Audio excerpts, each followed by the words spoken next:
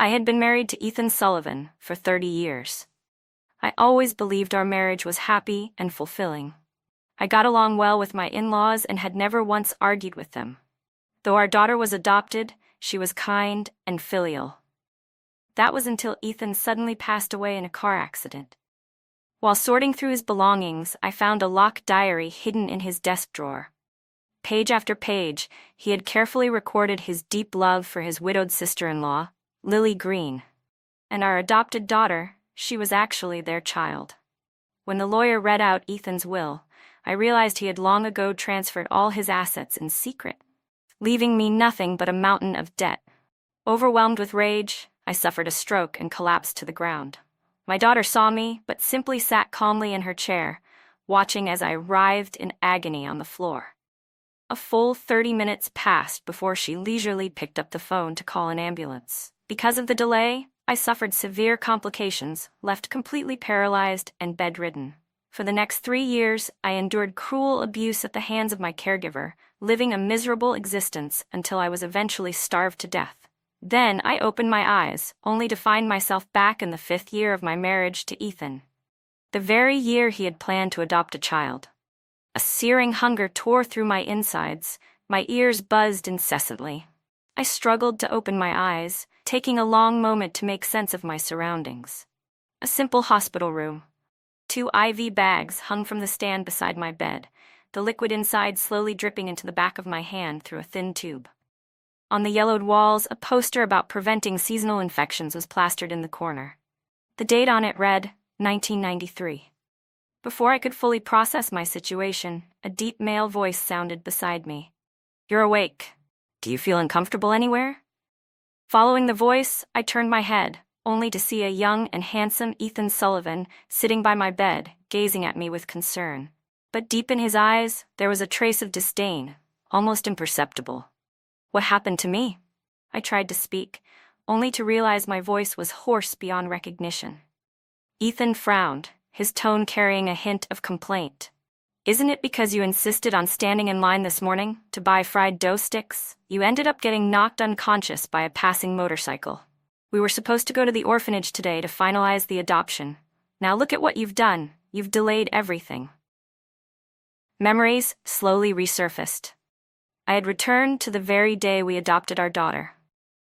In my past life, during the 4th year of our marriage, Ethan had told me he had been diagnosed with azoospermia. He even showed me a medical report. I believed him without question. Later, we adopted a 3-month-old abandoned baby from an orphanage. We named her Hannah Sullivan, hoping she would live a warm and happy life. Never in my wildest dreams did I imagine that the daughter I cherished for over 20 years was actually Ethan and Lily Green's child. I couldn't comprehend how the world could be so cruel. Ethan and I had known each other since childhood. We were practically childhood sweethearts. Later, when his family sent a matchmaker to propose, our marriage was arranged. After our wedding, we lived a simple yet peaceful life. Though we never had children of our own, our adopted daughter was well-behaved and considerate. I got along harmoniously with my in-laws, never experiencing any conflicts. When Hannah was 7 months old, she began experiencing breathing difficulties and recurrent respiratory infections. She was diagnosed with complex congenital heart disease. To save her, we scrambled to raise money, racking up nearly $10,000 in debt. But I never once complained. Since we had adopted her, she was our child. At our lowest point, in order to afford the anticoagulant medication she needed after receiving a heart stent, I secretly went to a blood bank to sell my blood. It wasn't until after the millennium that our financial situation finally started to improve. Once, I naively believed Ethan was the man who would stand by my side through thick and thin. But after his death, I read his diary and realized, while I was selling my blood to buy Hannah's medication, Ethan had secretly stashed away $7,000 to buy an exquisite orange jade bracelet for Lily Green. In his diary he had written, "Madeline Carter has always been resilient. No matter how hard things get, she'll find a way to get through. If worst comes to worst, she still has her brother. She still has her parents. If she's shameless enough, she can always go back to her family and ask for help." I flipped through the diary page by page, reading about how they had traveled across the country together, how they had secretly taken Hannah to amusement parks, how my husband had worked tirelessly to build his career, all so he could buy Lily Green a house and a luxury car. They had even arranged for a couple's portrait to be taken in advance. I laughed until tears ran down my face. But what did it matter anymore? Hatred filled my chest as my nails dug deep into my palms. Lifting my gaze, I looked at Ethan again. He was frowning as he studied me, and when I didn't respond for a long time, he finally spoke. His voice was gentle, yet carried an unmistakable authority. "Once you finish these 2 IV bags, I'll handle your discharge. The orphanage is still waiting for us to go and finalize the adoption." Expressionless, I responded in an icy tone. "If you want to adopt, go do it yourself. I won't be joining you." Ethan's voice instantly rose. "Both husband and wife need to be present to complete the adoption process. What's the point of me going alone?" I rolled my eyes in disdain. "That's your problem, it has nothing to do with me." He hadn't expected my response, and for a brief moment his face froze in shock. Just then, the door to the hospital room swung open. A stylish woman in a long beige trench coat walked in, holding a bouquet of fresh flowers. It was none other than Lily Green, Ethan's widowed sister-in-law. She was beautiful, her features delicate. Having recently given birth, her figure was fuller, exuding a mature and captivating allure. However, a faint sorrow lingered on her face. Ethan's older brother had passed away 3 years ago from liver cancer, leaving Lily alone with no one to rely on. Ethan's parents weren't conservative people. After their eldest son's death, they had told Lily that if she met someone suitable, she should consider remarrying. They had even prepared a dowry for her. But she had knelt before them, weeping, swearing that she would always belong to the Sullivan family, even in death. At the time, I, like my in-laws, had been deeply moved by her devotion to her late husband.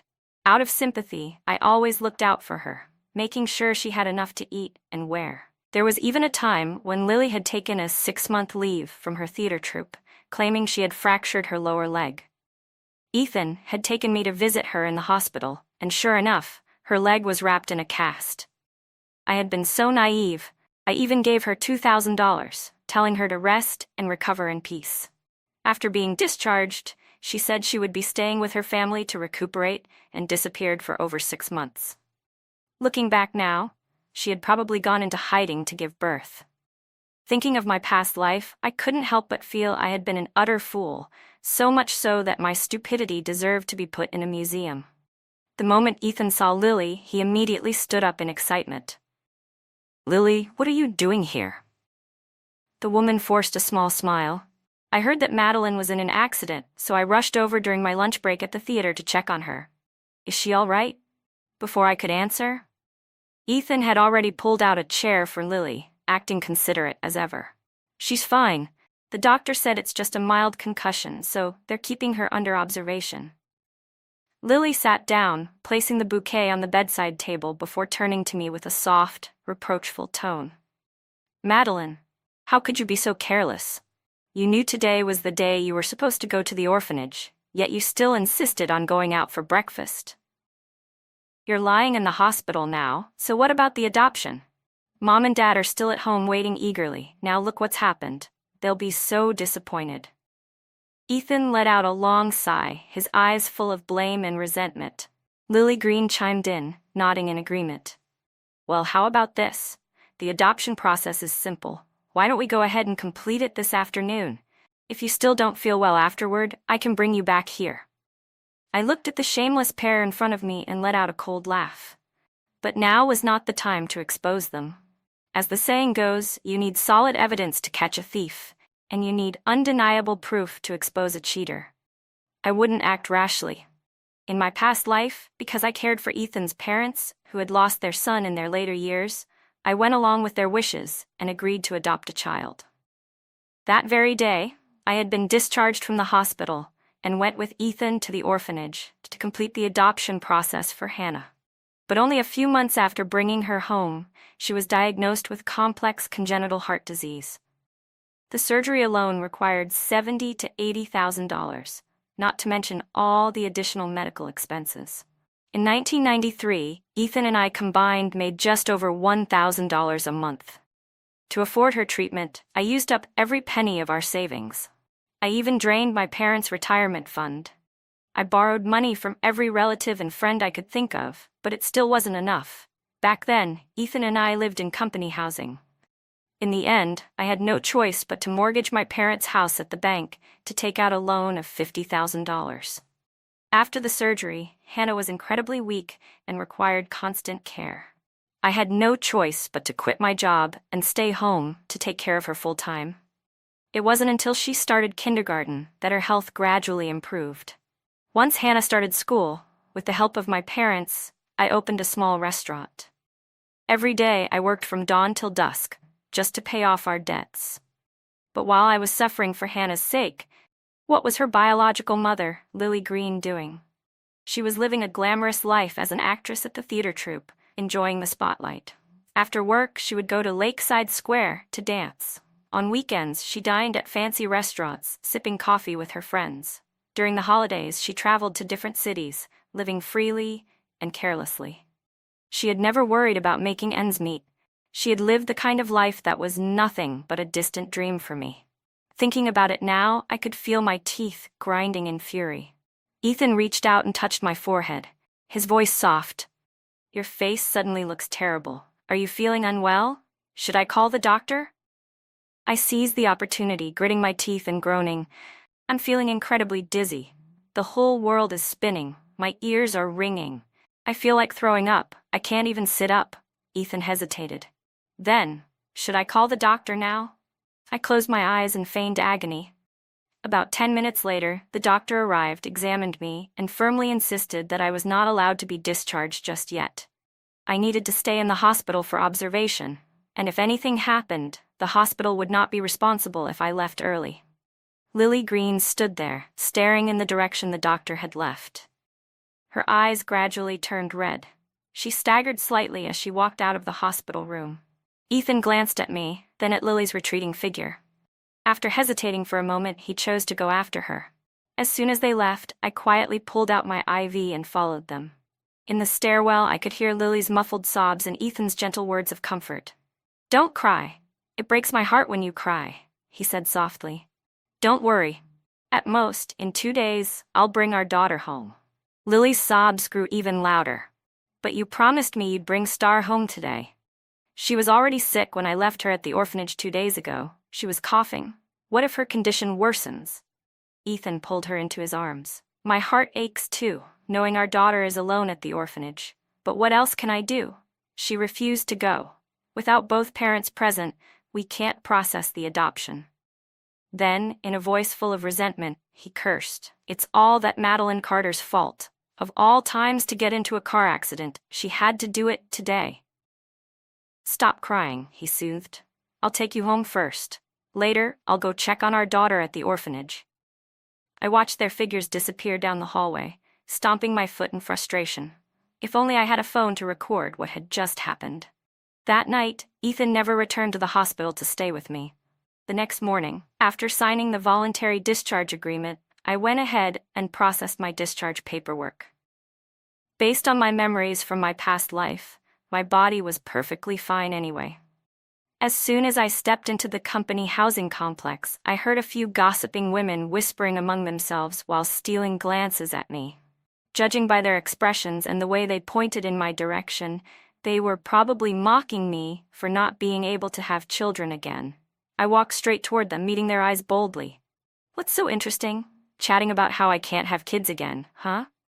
Their faces turned awkward, and they immediately waved their hands.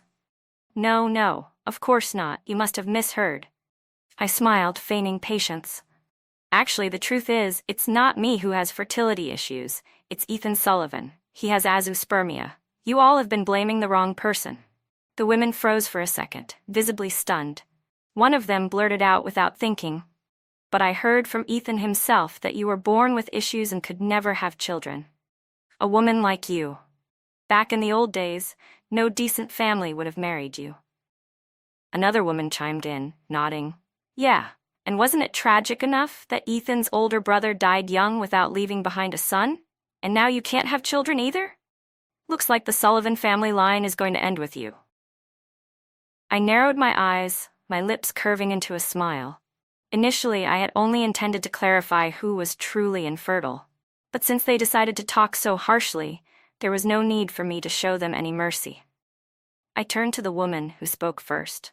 Lisa, have you cut things off with that man you've been seeing behind your husband's back? Last I heard, your husband was still beating you over it.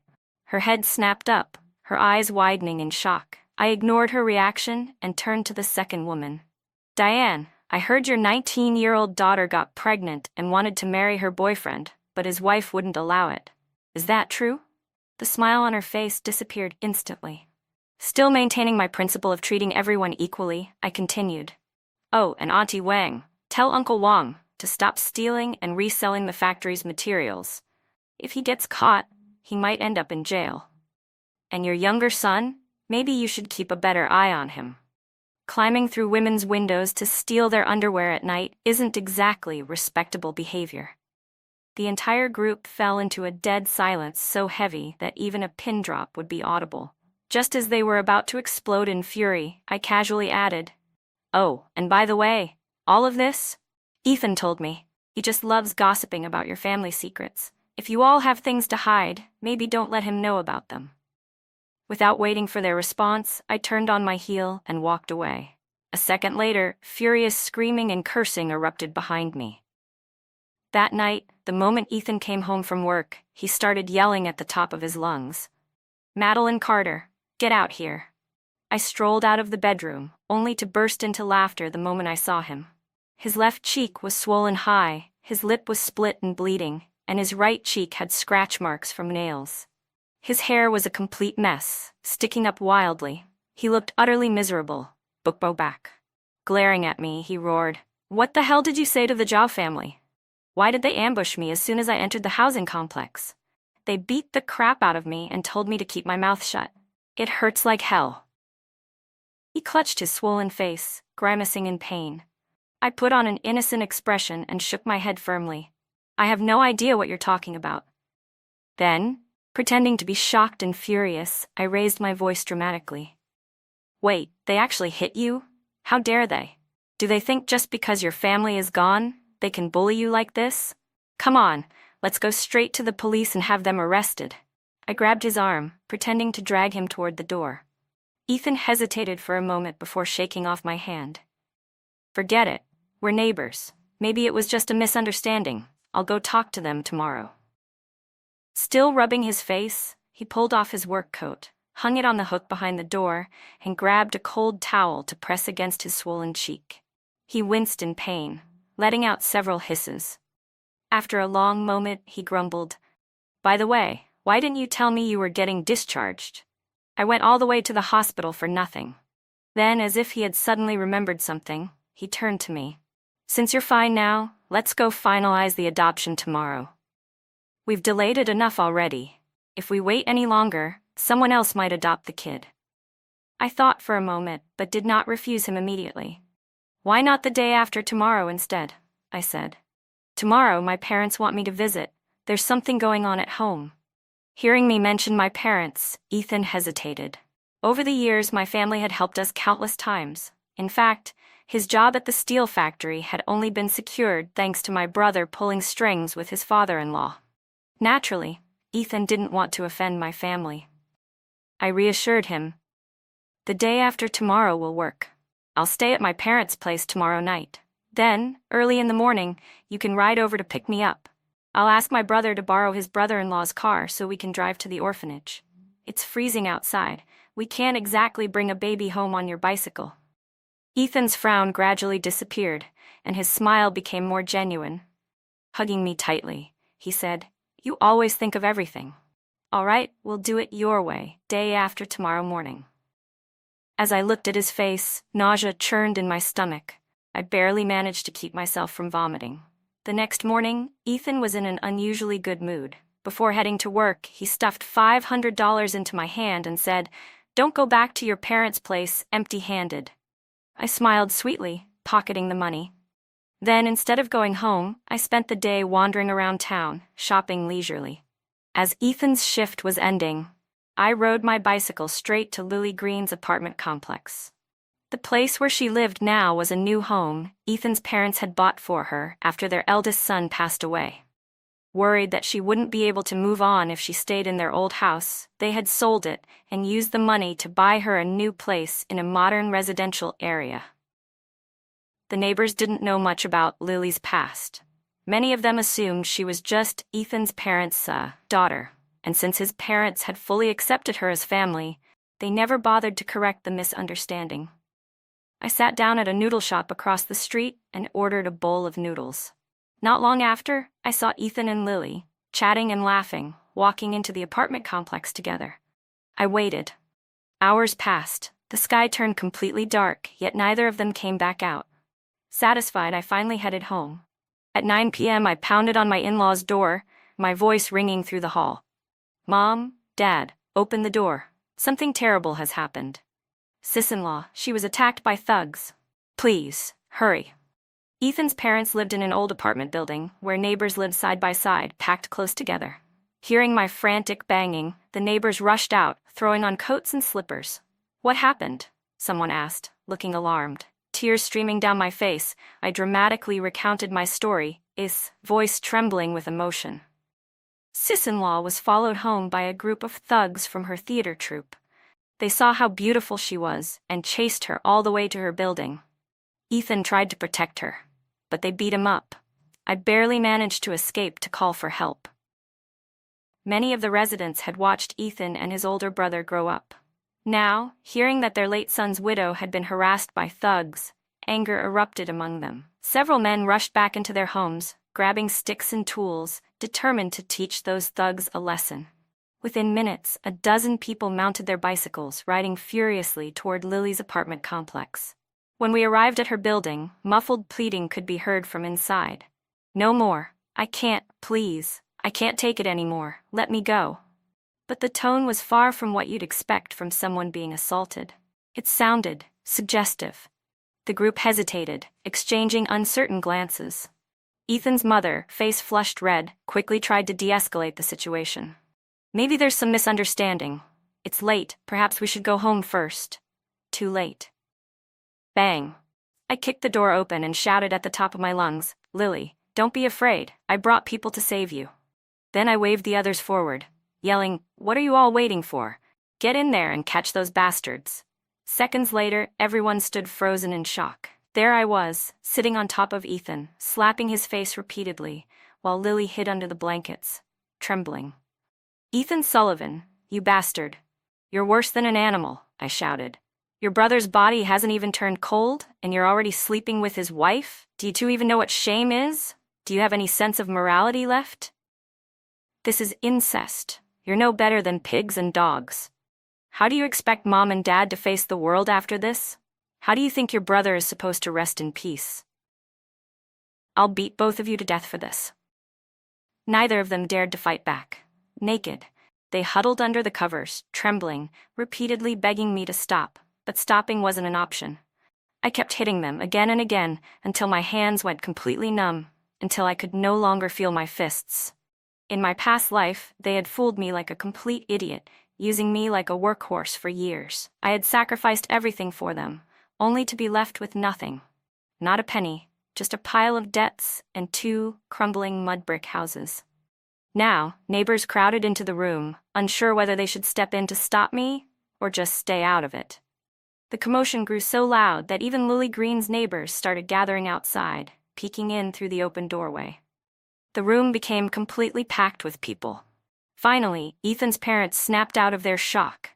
His mother rushed forward, trying to pull me off the bed. "Madeline, my good girl, we know you're angry, and you have every right to be. But you've hit them enough. You've cursed them enough. Now come down and let them put their clothes on. We'll handle the rest." I ignored her, my fists still pounding against their heads. Realizing I wasn't going to stop, Ethan's mother suddenly fell to her knees before me. "Madeline, please, I'm begging you," she cried. "Just come down, let them get dressed at least." Through my peripheral vision, I saw the dozens of people crammed into the room, their faces full of shock and judgment.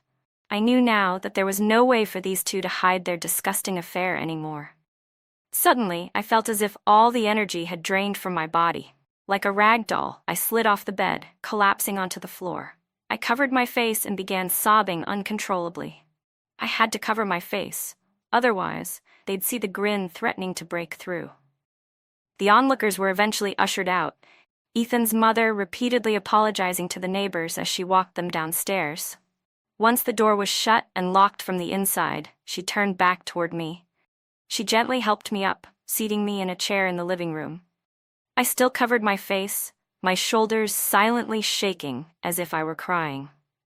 Meanwhile, Ethan's father slammed his fist against the table, his voice thunderous with rage. "You two disgusting animals. What the hell are you still doing in bed? Get dressed and get the hell out here." A moment later, Ethan emerged from the bedroom, his hair a tangled mess, his face smeared with blood, some from the Zhou family's beating yesterday and the rest from me just now. Without a word, he dropped to his knees in the middle of the room. Ethan's father glared at him coldly before suddenly kicking him square in the chest. Ethan collapsed backward, gasping for air. But without making a sound, he got back up and knelt down again, his face stiff and expressionless. His father pointed a trembling finger at him, his voice shaking with rage. "You bastard! That woman in there, she's your sister-in-law. Your brother's wife? How could you do something so disgusting? You've never been an easy child, always chasing chickens and harassing the neighborhood dogs, always causing trouble. You were never as responsible as your brother. You always took shortcuts, never willing to do honest work. You're not even half the man your brother was. Do you have any idea how much your brother loved you? How many times he covered for you? How many times he took the blame for your mistakes? But now, he's only been gone for a few years. And look at what you've done." Ethan's father was so furious he could barely breathe. His hands shook uncontrollably as he pointed at his son. Something in Ethan's expression shifted at those words. For the first time, instead of keeping his head down, he lifted it and stared straight at his father, his eyes burning with defiance. Slap! His father smacked him across the face, the impact echoing through the room. "What? You still have the nerve to be angry?" Ethan rolled his tongue over the inside of his cheek where he had just been slapped, then suddenly he grinned. Slowly, he stood up, wiping the blood from his lips, his posture relaxed and cocky. Then, in a voice dripping with mockery, he sneered, Yeah, I know. I've never been as good as your precious firstborn son. So what?" No matter how amazing Gabriel Sullivan was, he still ended up dead before 30, didn't he? You've spent your entire life comparing me to him. In your eyes, I was never good enough. You thought he and Lily were a perfect couple? Ethan chuckled. Then suddenly, his gaze darkened. "Well, guess what? I married Madeline Carter, didn't I? And yet you say I was the one reaching too high?" Ethan sneered. "What exactly was I reaching for? Let's be honest here. The only reason you pushed so hard for the matchmaker to arrange this marriage was because my family had money, because my brother married into a wealthy and powerful family. That's why you were so eager to tie yourself to us. But let me tell you something. I never wanted Madeline Carter. The only person I've ever loved is Lily." I let out a sharp laugh. "Oh, so this is about true love now? Fine, chase after your so-called true love all you want, but why the hell do you have to drag me into it?" Ethan's father was shaking violently, clutching his chest as he collapsed into a chair. His mother lunged forward, clamping a hand over Ethan's mouth, punching him twice in the chest as she sobbed hysterically. "You ungrateful bastard. Shut your mouth. Are you trying to kill your father?" Suddenly, Ethan turned his head toward me, his expression dark and twisted. "This was your plan all along, wasn't it, Madeline?" he hissed. I blinked at him, feigning innocence. "You're saying I planned all this? That I somehow forced you to climb into bed naked with Lily? That I orchestrated the two of you rolling around under the covers, giggling and moaning?" "Enough!" Ethan roared, cutting me off, his face burning with rage. He shoved his disheveled hair back, taking a deep breath as if trying to suppress his fury. "Since this mess is already out in the open, there's no point in hiding it anymore," he spat. "Madeline, I want a divorce. Get the hell out of my life. I never want to see you again." Without even waiting for my response, he turned to his parents and declared firmly, "After the divorce, I'm marrying Lily, whether you like it or not. If you accept it, I'll still be your son. If you don't, then just pretend I'm dead, just like my brother. Now, all of you, get out of here. I stayed silent, relieved that I no longer had to waste time dragging this out. The divorce negotiations went smoother than I expected. Aside from his personal belongings, I took everything else, including his bicycle, which he had ridden for 3 years, as well as his entire year's salary and bonuses.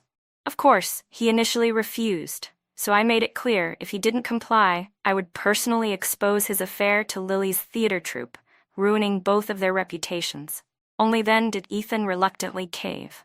After all, he couldn't bear to let anything hurt his precious Lily. The only condition he set was that once I got my share of the assets, I would no longer cause trouble at the theater. I agreed. Whether I actually intended to keep that promise was a different story. On the day we got our divorce certificate, Lily showed up as well. She deliberately clung to Ethan, sitting on the back of his newly bought bicycle, her arms wrapped tightly around his waist, as if announcing to the world that she had won. As we stepped out of the civil office, Ethan turned to me, his face full of hostility. "Madeline Carter, I never imagined you'd be so despicable and manipulative," he spat. "You ruined my and Lily's reputation. Do you even know what people in her neighborhood say about her now? Do you have any idea what my coworkers are saying about me?"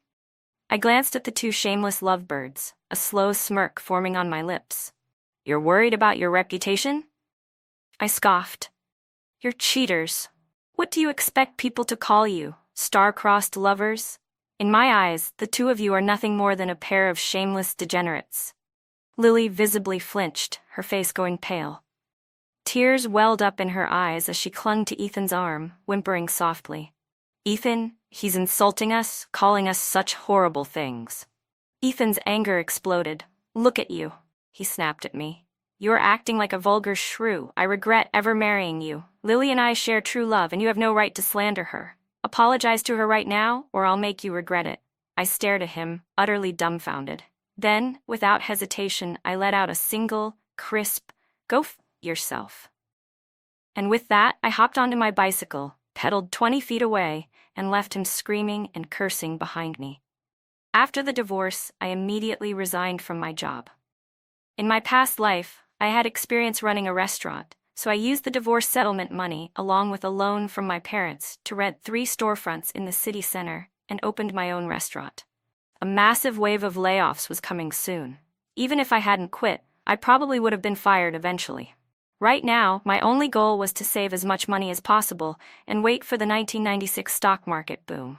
Because in my past life, I remembered exactly which stocks would make the most profit. I had assumed that after divorcing me, Ethan would immediately marry Lily and adopt Hannah from the orphanage. But what happened next completely caught me off guard. But he didn't. Instead, he dragged things out for 2 or 3 months. One rainy day, by sheer coincidence, I ran into Ethan after he had fallen on the street. After helping him to the clinic, he grabbed my hand and started talking. That's when I found out the full story. Ever since the scandal broke out, gossip about his affair with Lily had spread like wildfire. His parents, unable to face the humiliation, moved back to their hometown in the countryside. Shortly after, his father fell ill, and his mother had come back to the city only to sell their old home. Ethan had gone to see them, hoping to convince them to move back to the city so they could help him take care of Hannah. But his father never even opened the door. By the time Ethan and I divorced, he had basically left with nothing. The steel factory didn't pay wages on a fixed schedule, sometimes every 3 months, sometimes every 6, so he had almost no cash on hand. As for Lily, her salary was mostly spent on maintaining her lifestyle. Being a theater actress, she had to invest in her appearance. There was no room in her budget to raise a child or hire a nanny, so the adoption kept getting delayed. When I found out that Ethan and Lily still weren't married, a sense of urgency welled up in my heart. This wouldn't do. True love should be bound together tightly. So after returning home, I immediately wrote a report and sent it to Lily's theater troupe. In it, I accused her of falsifying medical records to cheat the system for wages, damaging the theater's financial interests. I also exposed her as a homewrecker, revealing that she had an illegitimate child and had broken up a marriage, violating basic moral principles. Only by destroying her career could she fully dedicate herself to Ethan's embrace. As for Ethan, I decided to leave his job alone for now. After all, if he lost his job, what if Lily decided he wasn't worth it anymore? Meanwhile, my restaurant had been running for just over 6 months, and business was booming. At this time, state-run restaurants still dominated the city, but their service was notoriously bad. I trained my employees under a customer-first model: warm smiles, excellent service, and never scamming customers. If a customer ordered too much food, we'd remind them to avoid waste. At the end of every meal, we offered a plate of seasonal fruit as a complimentary gift. Gradually, more and more regular customers came back, and our reputation soared. In the scorching July heat, I went to the city hospital after experiencing frequent shortness of breath. I never expected that, while walking through the hospital corridor, I would see Ethan sitting on a bench, holding Hannah in his arms. His expression was dazed, his face pale, as if all the energy had been drained from his body. It had been only half a year, but he looked years older. His hair was a mess, his beard unkempt, a stark contrast to his once proud and arrogant self. As expected, raising a child really does age a person. From the consultation room, I suddenly heard a commotion coming from the room next door. "Doctor, please, I'm begging you, save my daughter. I really can't afford to take her to a big city for treatment. You're such a skilled doctor, please, think of a way. I heard you're a heart disease expert, you must have a solution. Please, save my child." I glanced around. Lily was nowhere to be seen. The doctor's voice was sharp with irritation. "What kind of nonsense is this? Kneeling here and begging, do you think I don't want to save your child? I've already told you, her condition is too severe. Our hospital isn't equipped to handle this surgery. Nobody here can perform the operation. You need to take her to Beijing or Shanghai. Now get up, don't hold up other patients." From the doorway I watched as Ethan's back slumped lower and lower, until finally he collapsed to the ground in despair. I knew exactly how he felt at that moment. Because in my past life, I had been in his shoes. But this time, whether that baby lived or died had nothing to do with me anymore. I turned to leave. But before I could take a step, Ethan suddenly called out to me. He staggered forward, still holding the child, his voice desperate. "Madeline, can you lend me $80,000? Hannah has been diagnosed with congenital heart disease. She needs surgery." I was stunned by his words. Not because of what he said, but because I truly hadn't expected him to be this shameless. "Ethan Sullivan, have you completely lost your mind?" I sneered. "You're asking me for money to pay for your and Lily Green's bastard child's surgery?" Ethan's face froze. "What nonsense are you talking about? Hannah is the child I adopted from the orphanage." I looked at him coldly and let out a mocking laugh. "Oh, and do you really believe that? Just because people don't call you out, do you really think everyone is blind? Tell me, do you dare go to the hospital for a DNA test?" To my surprise, Ethan didn't argue back. Instead, he pleaded with me. "Madeline, I know it's all my fault. It was me and Lily who did wrong. But Hannah is innocent. The doctor said if she doesn't get the surgery, she won't survive. Please, can you at least ask your brother if he can lend us some money?" Oh, now he remembers my brother. I smirked at him, watching the way desperation and humiliation twisted his face. "Didn't you look down on my brother for marrying into a powerful family?" I mocked. "And now you have the nerve to ask for his money? You want to have your cake and eat it too, don't you think that's disgusting?" Ethan opened his mouth, as if trying to defend himself, but I cut him off. "I'm not shameless enough to ask my brother for money.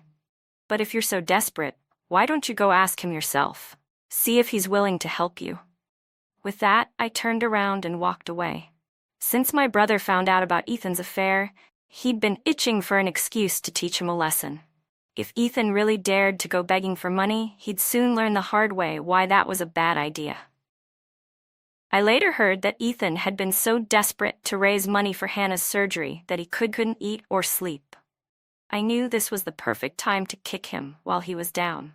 I had just finished drafting a report to his workplace, planning to accuse him of abusing his position and accepting bribes, when suddenly, news broke that he had been arrested for embezzling public funds. Excited, I dug around for details. Here's what I found out. After our divorce, gossip about Ethan's affair with Lily had spread throughout the steel factory. However, because I, the wronged party, never made a big scene, management turned a blind eye. They simply removed his name from the list of candidates for a promotion to manager. Then, when Lily got fired from the theater, she moved in with Ethan at the factory's employee housing complex. People gossiped, but ultimately, since they were both single, there wasn't much anyone could legally hold against them, even if their relationship was highly inappropriate. Eventually, they adopted Hannah, a baby girl with a congenital heart defect. After bringing the child home, the two of them fought constantly, major fights every 3 days, minor fights every 2. Over time, Lily began spending less and less time at home. Meanwhile, Ethan borrowed money from nearly every coworker he could find, but since everyone was struggling financially, he barely raised anything. There's a saying, you help in emergencies, but not in poverty. People would lend money once or twice, but when Ethan kept coming back, they started avoiding him. Then one day, a payment of $70,000 from a shipment passed through his hands. After 3 days of struggling, he took the money and used it to pay for Hannah's surgery. It didn't take long for the accounting department to notice the missing funds. Within a month, they reported him to the police. Ethan was arrested and taken in for questioning. However, because he had a sick child at home and Lily was nowhere to be found, the police granted him bail, on the condition that he returned the full amount within a month. But the money had already been spent on Hannah's surgery. Ethan had no way to pay it back. In the end, it was his parents who scraped together the funds. They sold the last of their assets, including their old home, to repay the factory. After that, Ethan was officially fired and he lost his company housing. With no other choice, he took Hannah and moved back to the countryside. As for Lily, it was as if she had vanished into thin air. No one knew where she had gone. Years passed. With the money I made from my restaurant and stock market investments, I bought 2 properties in the capital. I also expanded my restaurant business, opening a new location in the city. The original restaurant? I left it in the hands of my cousin, taking 20% of the profits each year. For the next few years, I focused on expanding my business, investing in real estate, and building my wealth. Once I had enough savings, I began to slow down, adjusting my work-life balance. Later, through a friend's introduction, I even started a new relationship. His name was Tao Hendricks. He was a researcher in organic chemistry. Tao Hendricks had also been married before. But unlike my situation with Ethan, his divorce had nothing to do with infidelity or betrayal. It was simply because they had different outlooks on life. His ex-wife was an adventurous woman who loved traveling and seeking challenges, climbing snow-capped mountains, rock climbing, trekking through jungles and vast grasslands. Meanwhile, Tao preferred a stable life. On weekends, he enjoyed staying home, reading books, and listening to music. In the end, they both agreed they were incompatible and divorced amicably. When Tao met my family, my brother was overly enthusiastic, pouring him drink after drink. Tao ended up getting completely drunk, and even my brother had one too many. After dinner, I decided not to call for a driver. Instead, I walked Tao home, our hands interlocked as we strolled through the quiet night streets.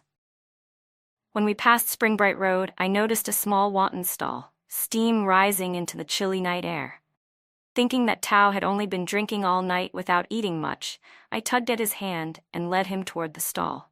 But the moment I saw the man behind the counter, I froze in place. It was Ethan Sullivan. Sitting beside him was a thin, frail little girl, hugging a ragged doll while swinging her legs absent-mindedly on the stool. As if sensing my gaze, Ethan, who was busy wrapping wontons, looked up. The moment our eyes met, shock flooded his face. His eyelashes trembled and he whispered in disbelief, "Madeline, you're here." Then his gaze shifted to my hand still intertwined with Tao's, and his body stiffened. His voice turned hoarse. "Is he your boyfriend?" I nodded. I watched as the light in his eyes dimmed, little by little. Tao seemed to pick up on the tension. He gestured toward the street ahead and said softly, "You two talk. I'll go sober up a bit. Call me if you need anything." He didn't go far, just about 20 or 30 meters ahead, staying within view. At that moment, the small, frail girl stood up and tugged on Ethan's hand. "Daddy," she mumbled. I'm so sleepy and so cold. When can we go home? Ethan stroked her head gently. Just a little longer, sweetheart. We need to make enough money for your medicine and next semester's tuition. Then, hesitating for a moment, he turned back to me. By the way, Hannah, this is your Aunt Madeline. Say hello to her. The little girl hesitated, as if thinking about something, before nervously stammering out a greeting. I reached into my bag, took out a box of chocolates, and handed it to her. Hi there. She looked up at Ethan, waiting for his approval. When he nodded, she beamed and took the chocolates from me. Thank you, Aunt Madeline, she chirped, then quickly returned to her high stool, clutching the chocolate like a treasure. Ethan watched her quietly, then let out a long sigh. When Hannah was little, she had heart stent surgery.